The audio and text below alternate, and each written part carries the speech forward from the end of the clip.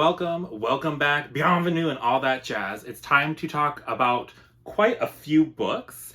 So, a few weeks back, I did my massive fantasy book haul part 1, showing you all of the ebooks that I have been acquiring over the last 4 months or so. And so now it is time to do all of the physical books that I've been getting. So if you hear Katya screaming in the background, I cannot hold her and pick up all these books at the same time, so we're all just gonna have to accept that she is annoying and needy.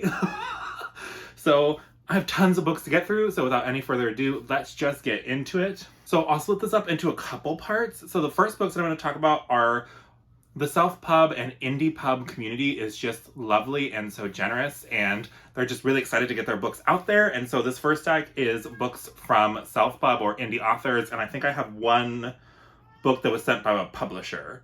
So let's just go through those first. So first up, we have Mystic Reborn, an Archives of a Velium Tale. This is book 2 in this series by Jeffrey Spate. I read book 1 last year. Now that I know better what I'm getting myself into, I think that this could be perfect for like thesis brain Rodger, because fun, escapist, fantasy adventures are kind of what my brain is craving right now. I've been reading Dragonlance and having a lot of fun of that, and this is kind of similar vibes. So I'm just really excited. It follows like a half-orc paladin who's kind of lost his faith in book 1 and is trying to get his faith back, and these kind of 3 discrete adventures that him and his party go on, but I can't do super in-depth synopses of all these. Then I have The Trials of Ashmount by John Palladino, and this is one of the things that I love about the self-pub and indie community. Like, some of these authors spare no expense to make their like naked hardbacks so good, so like just drink her in. Like, I love like these things printed directly on the hardback. I know nothing about it. I think there's a magic school. I don't really need to know more than the cover looks super cool and the author seems really nice, so I want to check out his stuff, and he was nice enough to send me a copy, so now I get to check out his stuff. Then next up, I recently started chatting with this author over on the Twatter, and so this is Palmer Pickering. So this is Heliotrope, and this is not her debut. She has actually written quite a few other self-pub books, and I think one of her books actually was a runner-up in Spithbo, the self-published fantasy blog off. And so she sent me both her book and the book that her book lost to, which is The Sword of Kaigan by M.L. Wong. And so I'm just so excited. And funnily enough, small world, Palmer actually lives 2 towns over from my hometown in the Santa Cruz area in California. So who knew that there would be a awesome self-pub author who just lived a couple towns away, and so now I get to check out her stuff. Then this book was kind of making its rounds on the booktube sphere for a while, a couple months ago, and that is The Legend of Blackjack by A.R. Witham. This is I think it's kind of middle grade-y fantasy, portal fantasy. I don't really know. I just know that everybody was screaming about it, and it has a ton of cool like illustrations and stuff, and I love me an illustrated book. And I love me some middle grade, and so I can't wait to get to this. I'm glad I found it. Like, it was hiding in a pile somewhere, and I think I had forgotten to haul it because I got this a while ago. And so now I have reminded myself that I have The Legend of Blackjack. Then the next 2 are books 1 and 2 in Divinity's Twilight. So that is Rebirth and Remnant. These are both by Christopher Russell, and I really know very little. I think it's kind of military-esque fantasy, maybe. What really caught my eye is he was recently posting, I think on Instagram, this second book's cover with this kind of, she reminds me of a tiefling from Dungeons and Dragons, and I read the synopses, he offered to send them to me, and I could not say no, and they sound so good. And I've been trying to get to at least one self-pub book per month, because there's just some cool stuff happening in the indie fantasy space. And all the authors are so nice. So like, I want to support nice people doing cool things, because win-win. Then the last thing I have is from Penguin Teen. The publisher sent me this advanced reader copy of Threads That Bind by Kika Hatzupulu. I don't know, I tried. But this is coming out in June of 2023. It's kind of a Greek mythology thing, and let's be honest, it's the cover that got me, so whatever. I'm gonna check it out, and I'm excited to tell you guys what I think about it, and if you guys should go pick it up when it comes out in June. Okay, then the next stack is, I have met very wonderful, generous people on the Bookternet, and so for Christmas and stuff, sometimes they will send me some books because they're lovely. So first up on top of my pile, I have Guns of the Dawn by Adrian Tchaikovsky. My friend Alicia sent this one over to me. And this is, I believe, standalone adult fantasy. I didn't love Ogres by this same author, but that was more science fiction. This is fantasy. We'll see. I don't know, but I'm supposed to be reading this month, and so now I can do that because Alicia sent it to me. Then the next book was sent to me by Jashana, and so she has been both my gateway and my enabler to Michael J. Sullivan's works. So she sent me The Legends of the First Empire last year, and then she sent me this beautiful copy of Nolan for Christmas, and I've already read it, loved it. This is the series that falls in between chronologically The Legends of the First Empire and the Ryuria books, but these are the most recent publication order-wise, so who knows what I'm doing. I'm just a rebel doing things chronologically, but this book is so good. Then I think this one my husband got for me, I don't know. But that is the first omnibus of the Elric of Melniboné books by Michael Moorcock, and let's all just face it, his name brings me such joy to always be like, do you want some more cock? Oh, stupid. But I think this is like some of the inspirations for Drizzt and stuff like that. And they have been many tiny books that were published over a long period of time that now the publisher has been kind of putting together in these omnibus bind-ups, like to put them in chronological order for readers for the first time.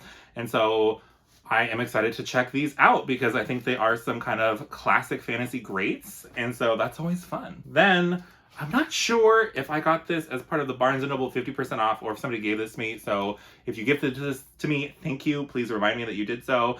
And if I bought it at the 50% Barnes & Noble, nobody ever needs to know. And so this is Skyward Flight. This is the bind-up of the 3 novellas in the Cytoverse. And so they kind of fit in between different books. And I have read the first 2 novellas in this bind-up, but not the last novella. And the last novella comes after Cytonic, but before the 4th and final book of at least this arc of Cytoverse, Defiant. And so when I'm ready to reread these, because I'm going to hopefully reread the Skyward 3 books that are out and this bind-up of novellas before book 4 comes out this November. But if not, then I'll just read the novella and jump straight into Defiant. Who knows? I'm a rebel. You never can predict what I'll do. Then I got Engines of Empire by R.S. Ford. This is the book that has been championed by the wonderful Elle over at Elliot Brooks. She always coins it as Final Fantasy XII meets Game of Thrones. Say no more. Then I believe this one was another gift from the lovely Alicia, and so she sent me Grace of Kings by Ken Liu. This is book 1 in the Dandelion Dynasty, and I'm hoping to get to this in maybe April or May to check it out because I always have just heard such great things about the Grace of Kings and the entire Dandelion Dynasty. Why is that so difficult to say? But I'm just so excited and so grateful. And then the last thing in this stack is The Forgetting Moon. This is book 1 of the 5 Warrior Angels trilogy by Brian Lee Durfee. I did this book so dirty and I tried to start it on audio exclusively and it's just too sprawling and expansive for my level of audio retention. And so eventually when I switched over to the physical copy, I had a much better time. And so I still will definitely check out book 2 because I really did enjoy once I picked it up physically. But just for some reason, the audio only, I don't know if it was the narrator or me, but we didn't totally jive. Okay, then the next stack is the things that I got when the 50% off hardcover sale hit Barnes & Noble. The first book is The Spirit Cuts Through Water by Simon Jimenez. I've heard about this mainly from Angela and of course Evie.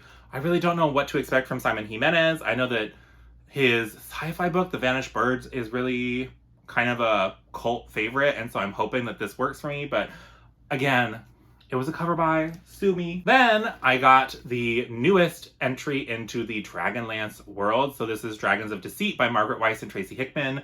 And so they hadn't published a new Dragonlance book in, I don't know, 10 or 15 years. And so out of left field, they all of a sudden released lists. And I think chronologically it fits after the original trilogy, I'm pretty sure, but they do a lot of weird stuff with time and moving back and forth in time. And so I've been kind of avoiding reading the synopsis of this one because I have been rereading some of those earlier Dragonlance books with Chris at Fictional Escapist and having a great time. And so now when I'm ready for this one, I will have it on deck ready to go. Then I found an autographed copy of the Tao of Drizzt. And so if you don't know, I have been a long-time Saga of Drizzt fan, and book 39 is coming out this fall, and so when that comes out, I will read the most recent trilogy, books 37, 38, and 39, kind of back to back to back, because that's just how I like to consume those works.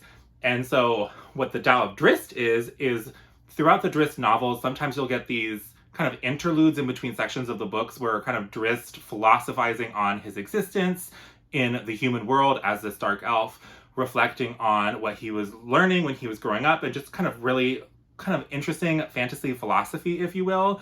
And so this book is a compilation of all of those different entries into his kind of diary about just him and his existence. And really what sold me was just, I kind of wanted this awesome cover on my shelf because, come on. And it's just printed directly on the hardback.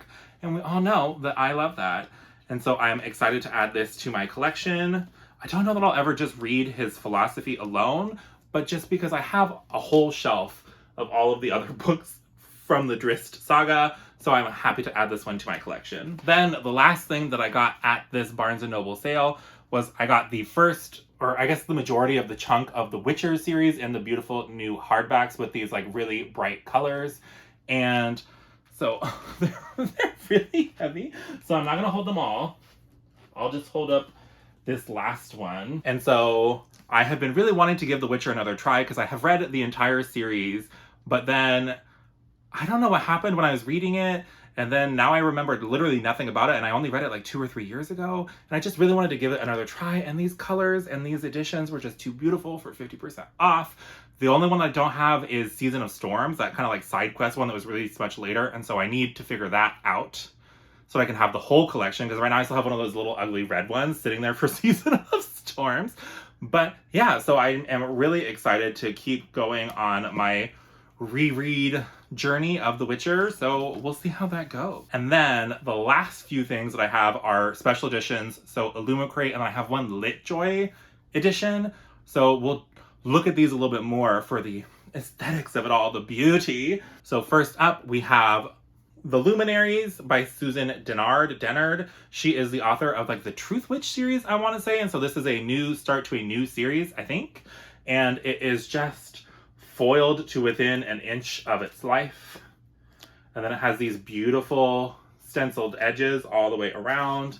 And then the friggin' hardback itself is also like obscenely stenciled all the way. And so I haven't really heard anybody talking about the Luminaries, really. So I'm not sure if that's good or bad. Like maybe it just flew under the radar and it's a sleeper hit and I will be the one to shout about it to the internet. I can only hope. Then up next, I got Godkiller by Hannah Kaner. So this is another one that came out recently and I have heard almost nobody talk about it. I think recently Elle called it a new favorite and did like a dedicated review for it. So if you want more information about what this book is about, I would highly recommend looking over there. But let's just drink her in. Drink her in. And then it has beautiful, author letter. It has a beautiful like image printed directly on the hardback. And we all know my heels point straight to Jesus as there's naked hardback printing. So here it is. And then these gorgeous edges. And so I think from the gist of what I got from Elle, it almost sounds like cozy adventure fantasy. And I just love that so much. I think it is the start to a new series. I don't think it's just like a one-off thing. So I'm really excited to check this out because how often do you get like cozy, epic adult fantasy that's in like bite-sized form? Like I am ready. Then I did get the Illumicrate special edition of The Bear and the Nightingale. I love the Winter Night trilogy so much, but I did not have any editions of it. And so I saw this. And on the deep inside, we all know I'm really a horse girly. And so this cover just spoke to me. And then this MFer on the back, if you know, you know, we all hate him. And then just this edition is too cute. And so I know that this book pops up on basically every like winter reads recommendation. And so look at what they did for this naked hardback. It gives you all the wintry vibes that people always promise you. And then they have like snowflakes and stuff on the stenciled edges. So this edition just killed it. And so someday when I'm ready for a reread of The Bear and the Nightingale, at least now I own a copy because I am someone who will read from my special editions. I will wash my hands before I touch them because I am a greasy pod beast, but I will still read from them because what's the point of having them if I don't read them? Right? And then the last thing on here is my mom's Christmas gift to me. So she was very generous and she got me the LitJoy exclusive set of the Nevernight Chronicles. So this is Nevernight, God's Grave, and Dark Dawn in this beautiful, like, matte suede, sprayed edged glory. And these books also have illustrations, and they're actually also fully annotated by the author. And so I have not read Nevernight before, but I read and loved Empire of the Vampire. And so I know it's going to be a favorite, and I'm so excited for it. And to experience it in this way with like all these cool, like handwritten annotations from Jay Kristoff, I think it'll be such a cool experience. And like the art in here is so cool. Like one of them even has this like overlay thing where it's like this smoky overlay that you can like pull off of the image itself. And so I'm assuming that that has something to do with the story, but like this edition with these cool like embossed suede matte things, I'm just so thrilled to have this as part of my collection. I think it's seriously some of the most beautiful books I own in this like awesome case. It's like I'm just so excited to own these and have them as part of my collection. So that does it for all the books that I've accumulated in the last 4 or so months. Please let me know in the comments down below if you have read any of these, if you think I should prioritize any of these. Obviously, I'm excited to have them all in my collection now. And if you just want to leave an emoji, maybe leave a cat emoji, because I feel like there's a talking cat in Nevernight. So let's just go left field, and we all know that Katya is sitting at the door screaming and being very depressed that she wasn't on camera today. I'm sorry. So let's put a cat emoji. But other than that, that is all I have for you today, my friends. So please like this video if you liked it. Subscribe if you haven't already for more bookish shenanigans like this from moi. Other than that, I hope you have a great rest of your day, and I'll talk to you again soon. Bye!